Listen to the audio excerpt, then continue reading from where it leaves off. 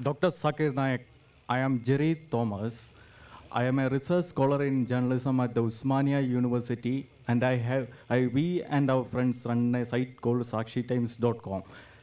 I have questions to you. One, I always knew that Quran is incomplete without Hadith. Now you are referring to other scriptures also. Since you have referred to Bible says anybody who denies Jesus Christ is the spirit of Antichrist. That is a prophecy.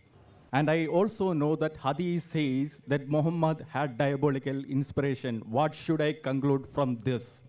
The brother asked a question in which he has mentioned a few sentences. He said that he knows that the Quran is incomplete without the Hadith. And now he has heard other scriptures also. That means if I quote the Bible, that means I have to follow the Bible. And he says the Bible says, anyone who does not believe and deny Jesus Christ, peace be upon him, will go to hell, etc., etc. So what are my comments? Point number one. The Quran is not incomplete without the Hadith. The Quran is complete by itself. But to understand the Quran, you have to go to the commentary of the Quran. The commentary of the Quran is the Hadith, that is the authentic saying of Prophet Muhammad Sallallahu Alaihi Wasallam. The Quran by itself is a complete book, alhamdulillah, by itself. But if you want commentary, more details about it, then you refer to the sayings, the authentic sayings of Muhammad Sallallahu Alaihi Wasallam, which we call as Sahih Hadith. Now, just because I quoted the other scriptures, that does not mean I agree that all the other scriptures are the word of God. Please don't misunderstand me. I was using the strategy of the Quran. Allah says in the Quran in Surah Al-Imran chapter 3 verse number 64, Ta'ala ila kalmitin sawa'im bainana bainakum. Come to common terms as between us and you. We are coming to common terms. Allah says in the Quran in Surah Ra'd chapter number 13 verse number 38, Wali kulli qawmin had. And in every age have we sent a revelation. Allah sent several revelations, several books. By name, only 4 are mentioned in the Quran. The Torah, the Zabur, the Injil and the Quran. The Torah is the Wahi, the revelation which was given to Moses, peace be upon him. The Zabur is the Wahi, the revelation which was given to David, peace be upon him. The Injil is the Wahi, the revelation which was given to Jesus Christ, peace be upon him. And Quran is the last and final revelation which was given to the last and final messenger, Prophet Muhammad, peace be upon him. Now, since all the previous revelations came only for a particular group of people, and they were meant to be followed in totality for a particular time period, Almighty God did not think it fit to preserve it in pristine purity. But because Quran was the last and final revelation, Allah says in the Quran, in Surah Hijr, chapter number 15, verse number 9, we have revealed the Quran and we shall guard it from corruption. So Quran is the only religious book on the face of the earth which is in its pure form. I am not saying that. Even the scholars of comparative religion, including William Moore, who is one of the staunchest critics of Islam, being a Christian, he said 200 years earlier that there is no religious book which has maintained its pure form for more than 1200 years. Now it is more than 1400 years, like the Quran. Being a Christian, being a staunchest critic of Islam, he has to be truthful that Quran in its pure form. Now all the other religious scriptures have changed its form, including the Bible. I don't consider the Bible to be the word of God. We Muslims believe in the Wahi which was given to Jesus Christ, peace be upon him, the Injil. But the present Bible that we have, brother, this Bible, it's a mixture. It may contain words of God which match with the Quran. I have got no problem in accepting it to be the word of God. It also contains the words of the prophets. It contains the word of historians. I'm sorry to say, it even contains pornography. I can't quote it here. I can't. It even contains hundreds of contradictions, scientific errors, mathematical errors, which I can't repeat here. But I had a dialogue with Dr. William Campbell. He wrote a book against Islam, the Quran and the Bible in the light of history and science. And he said, the Quran has got 30 scientific errors. I went to USA. He's from Philadelphia. And we had a debate in the year 2000, 1st April, on the topic, the Quran and the Bible in light of science. And I answered to all his allegations. And when I pointed out 38 contradictions in the Bible, he could not reply to them.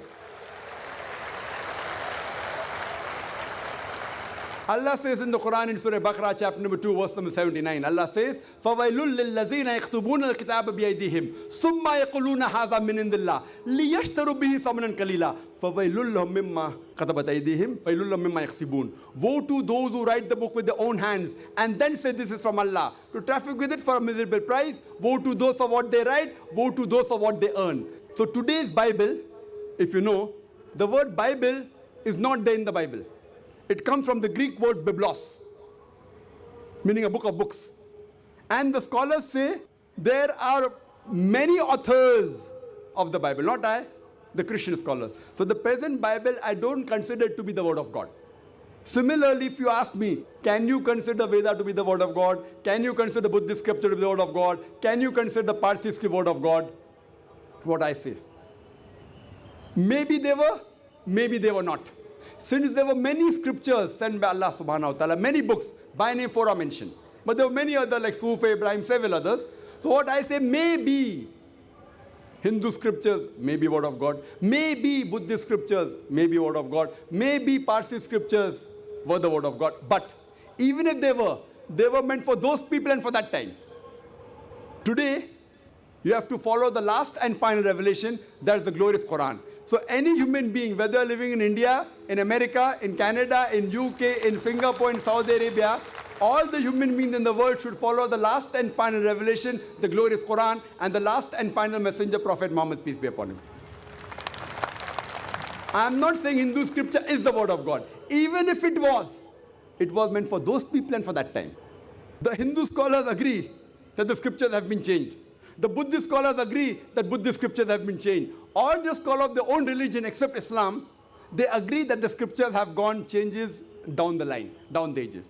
But even if I agree for sake of argument, it is the word of God. Even if it's, since the followers of that religion, they believe it to be the word of God, they should follow every letter, every word of the scripture. So if the Buddhists believe their scripture word of God, the Hindus believe their scripture to be the word of God, the Christians believe their scripture word of God, so all your scriptures are saying you have to follow the teachings of the last and final messenger, Prophet Muhammad, peace be upon him.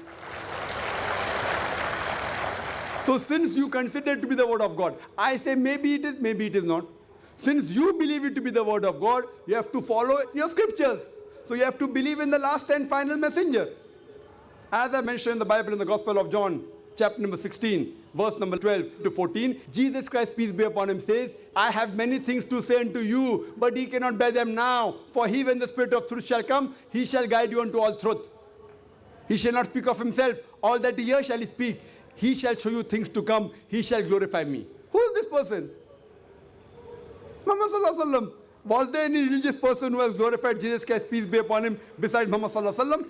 You rightly said that anyone who denies Jesus Christ, peace be upon him, will go to hell, you said. I agree with that statement. I agree. No Muslim is a Muslim if he does not believe in Jesus Christ, peace be upon him. And we have to say peace be upon him. You may say Jesus. I cannot say. I have to say peace be upon him. If I, as a religious person, if I do not add peace be upon him, I'll be kicked out. A layman can do that. I have to add peace be upon him. So, no Muslim is a Muslim if he does not believe in Jesus Christ, peace be upon him. We believe that he was one of the mightiest messengers of Allah subhanahu wa ta'ala. We believe that he was born miraculously without any male intervention, which many modern Christians do not believe. We believe that he gave life to the dead with God's permission. We believe that he healed those born blind and lepers with God's permission. The Muslims and the Christians, we are going together. But I know what you mean. When you mean believe in Jesus Christ, you mean, what do you mean? Believe he's God, correct? Can you on the microphone? When you say believe in Jesus Christ means what? Believe in the prophet? I believe this statement that I am the way, the truth, and the life. What does it mean? It means that he is the incarnate God. Brother has followed this question. John chapter, the same. I will give you the reference. I will give you the reference also, no problem. What is the reference? John chapter 14, you can refer. Verse number? I have the Bible, I can tell you. John chapter 14, verse 16. So Not 16, verse number 6, it's not 16. Sorry, Mr. Naik, you don't have to teach me Bible. You just tell whatever. Your misrepresentations will be answered in our side. That's right. Brother, you are not quoting. You have the Bible in your bag. Correct? You take out the Bible from your bag and you're quoting Gospel of John, chapter number 14, verse number 6. It's not 16.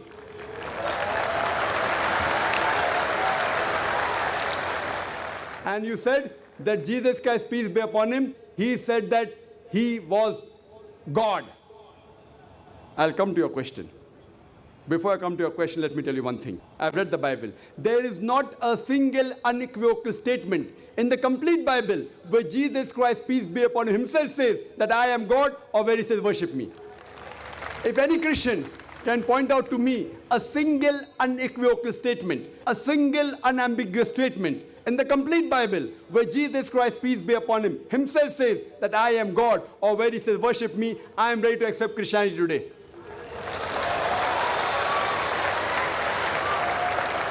I am not speaking on behalf of my other Muslim brothers. I am putting my head on the guillotine. I am afraid of comparative religion. You have read the Bible, even I have studied the Bible. You say that I should not teach you the Bible. Jesus Christ, peace be upon him, says, seek ye the truth, and the truth shall free you. I will inshallah show you the truth, and the truth shall free you today, inshallah. As I mentioned earlier, there is not a single unequivocal statement in the complete Bible where Jesus Christ, peace be upon him, himself says that I am God, or where he says worship me. In fact, if you read the Bible, Jesus Christ, peace be upon him, himself says, it's mentioned in the Gospel of John, chapter number 14, verse number 28. He said, my Father is greater than I. Gospel of John, chapter number 10, verse number 29. My Father is greater than all. Gospel of Matthew, chapter number 12, verse number 28. I cast out devils with the Spirit of God. Gospel of Luke, chapter number 11, verse number 20. I, with the finger of God, cast out devils. Gospel of John, chapter number 5, verse number 30. I can of my own self do nothing. As I hear, I judge, and my judgment is just. For I seek not my will, but the will of my Father. Anyone who says I seek not my will, the will of Almighty God, is a Muslim. Jesus Christ, peace be upon him, the Muslim. He never claimed divinity. It's clearly mentioned in the book of Acts, chapter number 2, verse number 22. It says that ye men of Israel, listen to this. Jesus of Nazareth, a man approved of God amongst you, by wonders and miracles and signs, which God did by him, and you are witness to it. A man approved of God amongst you, by wonders and miracles and signs, which God did by him, and you are witness to it. So the Bible clearly said that Jesus Christ, peace be upon him, was a man. He was one of the mightiest messengers of God, but not God. There is not a single unequivocal statement in the complete Bible where Jesus Christ, peace be upon him, himself says that I am God, or where he says worship me. You quoted a verse to prove your point from Gospel of John, chapter number 14, verse number 6, which says, where Jesus Christ, peace be upon him, himself says that I am the way, the truth, and the life. No man cometh unto my Father but through me. Now, this is again quoting out of context. People pick up verses from the Quran and quote out of context to malign. Similarly, Christian missionaries quote the Bible out of context. I want to tell you a truth to you. You can open the Bible if you doubt me. Open the Bible. For the context, go to verse number 1. Gospel of John, chapter number 14, verse number 1 says that, why are you afraid? Jesus Christ, peace be upon him, says, if you have faith in God, have faith in me. In my Father's mansion, there are many houses, and I'm going there to prepare a place for you. And when I go, I will tell you. So Thomas asked, where thou art going? He said, don't you know where I go? He said, no. Then he says that, show us the way, where thou goest. So then Jesus Christ, peace be upon him, replies, I am the way, the truth, and the life. When Thomas asks Jesus Christ, peace be upon him, show us the way to God. Then Jesus Christ, peace be upon him, replies, I am the way, the truth, and the life. No man cometh unto thy Father but through me. We agree at the time of the messenger. Every messenger was the way, the truth, and the life. No man came unto God but through the way of that messenger. At the time of Jesus, I agree with the Bible that Jesus Christ, peace be upon him, he was the way, the truth, and the life. No man came unto Almighty God but through the teachings of Jesus Christ, peace be upon him. At the time of Moses, Moses was the way, the truth, and the life. No man came unto Almighty God but through the teachings of Moses, peace be upon him.